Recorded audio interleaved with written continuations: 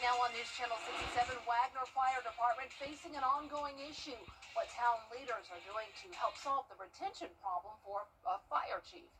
And the Richmond County Board of Election looking for feedback on the long-range facilities master plan, what the plan covers, and how you can give your input. As your News at 7 starts now. Live from Television Park, this is WJBF News Channel 6 at 7. Good evening, everyone. Happy Friday, or should I say Saturday Eve. I'm Dee Griffin. Thanks so much for joining us for coverage you can count on. We begin with Wagner, South Carolina, where retaining firefighters continues to be a problem for the fire department. This week, the interim fire chief and his assistant left the department just 2 months after being promoted. Graham Lee with a look at what's next. On the same week that a new mayor and 2 new council members were sworn in, interim fire chief Eric Middleton and his assistant Tim Watkins turned in their resignation letters. The new administration says they want to start off the new year by addressing a problem that's been plaguing the town for years. Patricia Middleton is the council member who will work closest with the fire department. She says the reason for their resignations is unclear, but Middleton and Watkins had the opportunity to apply. We decided to take applications for fire chief because they were interim, and we want the most qualified, certified people possible. The move comes after months of turmoil in the Wagner Fire Department. Hendrik Swanepoel was appointed fire chief by the administration last August, but he and Assistant Chief Sean Baker resigned just 3 months later due to what they called a lack of funding and community support. Robert Massarello has been named interim chief for the weekend, and the town will be covered by other departments in the area. If there is a fire, we do have someone in the fire department now, so they will go out. We also have the surrounding fire departments that will come. Relying on surrounding fire departments has led to delayed response times in the past, which has been a concern for homeowners. Town leaders believe improving the relationship with the fire department will solve the retention problem and give the town proper coverage. I think that it was a matter of letting the fire department run the fire department and staying in our lane. You know, I have things to do, the mayor has things to do. We should have someone that is over the fire department that can handle that, and when you need me, say, look, this is what we need.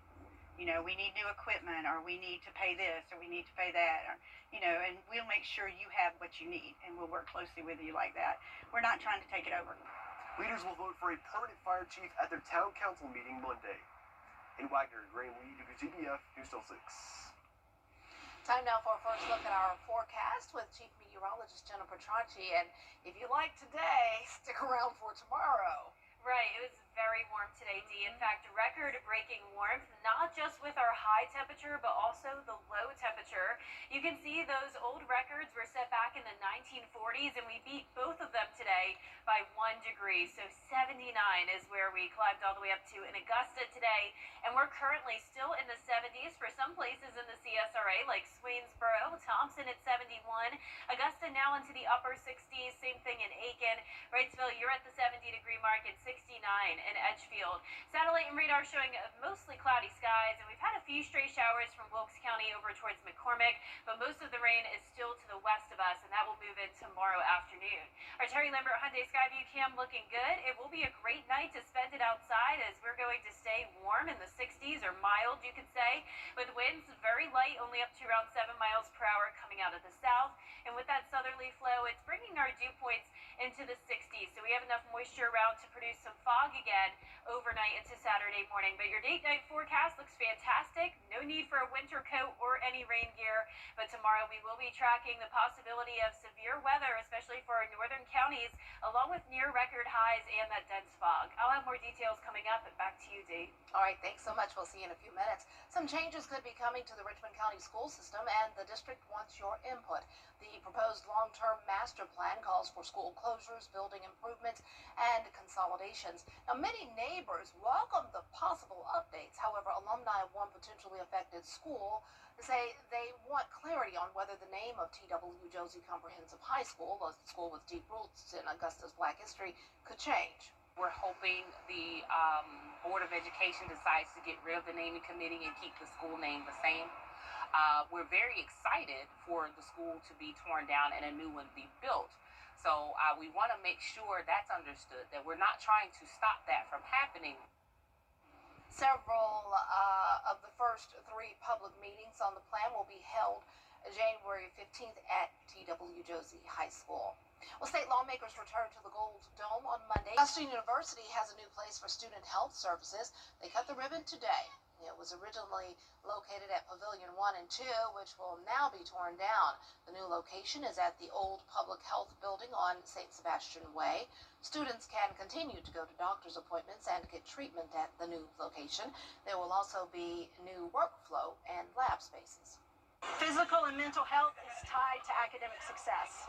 Being able to walk in and have an appointment focused on them, with whether it's physical health care, mental health care, our immunizations, whatever they need, we can do for them. I really hope they feel comforted. Like, I hopefully included a lot of colors where they'll feel at home or just like happy seeing it. Like, just even if they look at it and say like, wow, that's a nice artwork, that would hopefully make them feel a little bit more relaxed about the procedure.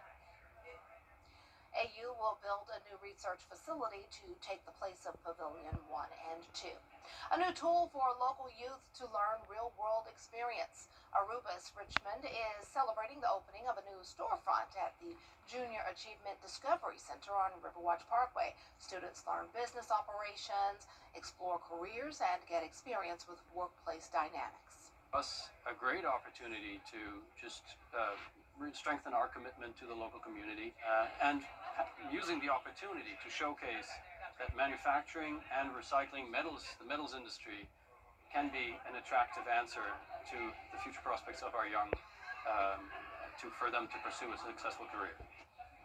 Leaders at Aruba say they hope the new initiative helps inspire curiosity and ambition among the students. Well, coming up, Luigi Mangioni's lawyers trying to remove the death penalty. We'll have the latest details when we return.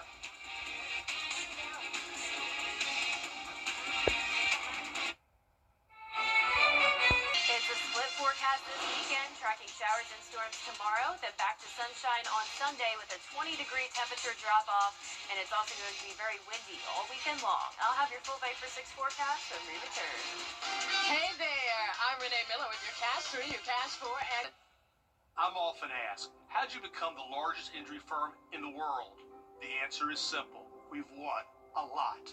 Injured? Call Morgan & Morgan for the people. New year, new look. For a home you'll love. At Queen City Home Store, we have everything you need for every room in your home. New appliances for better cooking. New furniture that fits your style. New electronics for entertaining. New mattresses for comfort all night long. From small upgrades to full makeovers, create the new look that brings out the new you in a home you'll love all year long. Find your style at a Queen City Home Store near you or at queencityonline.com. Attention viewers, CW6 is now available on YouTube TV. It's never been easier to watch all your favorite CW shows, sports, talk, reality, and so much more. CW6. Watch it today on YouTube TV. Get clear, accurate stories that don't waste your time at WJBF.com. Now, your most accurate forecast with WJBF Live 5/6. Welcome back and happy Friday to you. I hope you've been enjoying the warmer weather this week because it is not going to last much longer. But in the meantime, here's a look at our Terry Lambert Hyundai Skyview cam over Bobby Jones Expressway. Looking good out there, 67 degrees at the 7 o'clock hour. So if you're headed out and about tonight, you don't need to bundle up. It's going to stay very mild thanks to the cloud cover and the south wind coming in. And you don't have to worry about any rain either. It's dry for now, but we do have those higher dew points in the 60s, indicating enough moisture to lead to some fog again tonight. Current temperatures are in the mid-60s to lower 70s still. Hard to believe for January. And you can see it's dry, other than a stray light shower up in Wilkes County. But most of the rain is still well to the west of us, all ahead of this cold front. This is what we're going to be watching for tomorrow afternoon. This system has been producing some confirmed tornadoes today across Louisiana and Mississippi. Now, for us, it's going to lose a lot of its steam as it pushes into the CSRA, as these cold fronts typically do. But we still have that threat of damaging wind gusts and can't rule out a tornado. But regardless of that severe weather threat, which once again is very low, it is just going to be a windy day overall. We have a lake wind advisory. This is just indicating it's not a good idea to be out on the water tomorrow, as those gusts will be up to 35 miles per hour. And on top of that, we do have the storm. So just stay away from the lake, as we will be seeing those thunderstorms from around 1 to 6 p.m. And at 1 p.m. is the kickoff for Border Bowl in Harlem. Now, I think there's a good chance that Columbia County will remain dry for the start of the game, even into halftime, but some storms will definitely be nearby around 3 to 4 o'clock in the afternoon. But here's our Futurecast tonight at 9 o'clock. We remain dry, other than that stray shower here and there around Wilkes, McCormick, Lincoln County, but a dry start to our Saturday. It's going to be foggy, patchy, dense fog possible again, but that fog will start to break apart, allowing for some sunshine in the afternoon, and that could help to fuel some storms. But with this low pressure being so far away around the Great Lakes, this is going to be a weak cold front as it moves across our area. So we're not going to see anything like they're experiencing to the west of us. And then high pressure moves in on Sunday, bringing in the colder air, and it's going to remain windy Sunday as well. Now here's a closer look at our Futurecast, likely staying dry through lunchtime, and you can see how much this just breaks apart. So this really isn't looking that intimidating at all. A lot of this will just be light rain, some brief heavier downpours, thunder and lightning, but the chance of this turning into severe weather is slim to none. Now, the main story next week is going to be the cold. We are completely switching gears. Low temperatures going from the upper 50s to the upper 20s, over a 30-degree drop-off. And on top of that cold air, it could align perfectly with some moisture. We're going to be watching these upper-level lows that will develop across our area, and that will be Thursday into Friday of next week, and then again Saturday into the following Monday, which is Martin Luther King Jr. Day. Look how cold it is going to stay for the next several days to come, and if that moisture lines up perfectly with the cold air, we could be talking winter weather chances, so don't get too excited right now, but we will continue to keep you updated on that. Our low temperatures tonight, well above average, near 60 degrees. Highs tomorrow are also going to be near record-breaking in the mid-70s to lower 80s, and that 10-day forecast is showing us go back to sunshine on Sunday, cold air early next week, slightly warmer on Wednesday as we start to see those precipitation chances, and once again, we will be watching all of next week for that potential winter weather threat.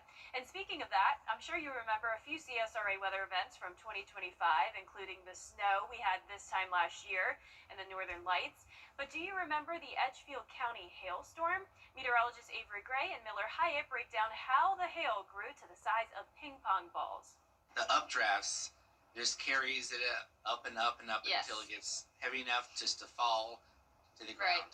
And that was a pretty, because it gets colder up in the atmosphere, so they were just colliding with each other, the hailstones, and just that's how they grew larger.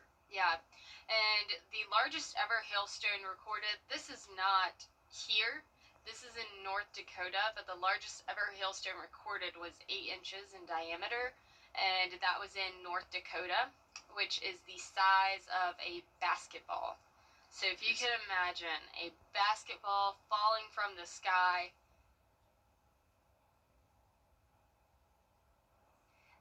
This CSRA 2025 weather recap edition of the Partly Cloudy podcast is available now on WJBF 6 Plus on your streaming device. All right, thanks so much. Coming up, student loan payments beginning after 5 years. We'll hear from financial advisors on what default borrowers should do after this break. Our Bathfitter team preps your space with care, installs your seamless one-piece wall system in as little as 1 day. A bungee jumping company in New Zealand is going viral for keeping people on their toes but helping their visitors take a leap. Take a look. You see that hut down there? Want a closer look? Hey, now you see me? No, you don't. Oh, can you do me a favor, please? Can you just check your strap? Do you want to know a fun fact about gravity? Have you ever seen Final Destination? No, thank you. That's from AJ Hackett Bungee. Some people on TikTok say it's diabolical. Others say this guy needs a raise. No, thank you. Yeah, I could not imagine, Dee. I don't know how people do that. I give them so much credit. I couldn't do it. Now, I'll zip line all day, but I will not bungee. See, I've never even zip lined. I haven't even, but I want to. I'm going to. Okay, let's make a deal, and we'll do it together. We're getting one here. Yeah, we're not going to bungee, but I'll zip line because, you're just like, wee, and it's over. Bungee straight down, no thank you. Yeah, no. I don't see how anyone everyone enjoys that. I mean, I'm not a roller coaster person either, so I I'm a don't like roller drops. coaster person, but what goes down comes up in a roller coaster. And like with the temperatures, we're on that roller coaster ride, big time. We're going from the upper 70s to Big the drop. upper 40s. Yeah, like you said earlier, whatever goes up must come down. Yep. All right, thanks so much. That's our time for now, and we want to remind you that the Border Bowl preview show is up next. They are getting ready, so don't you go away.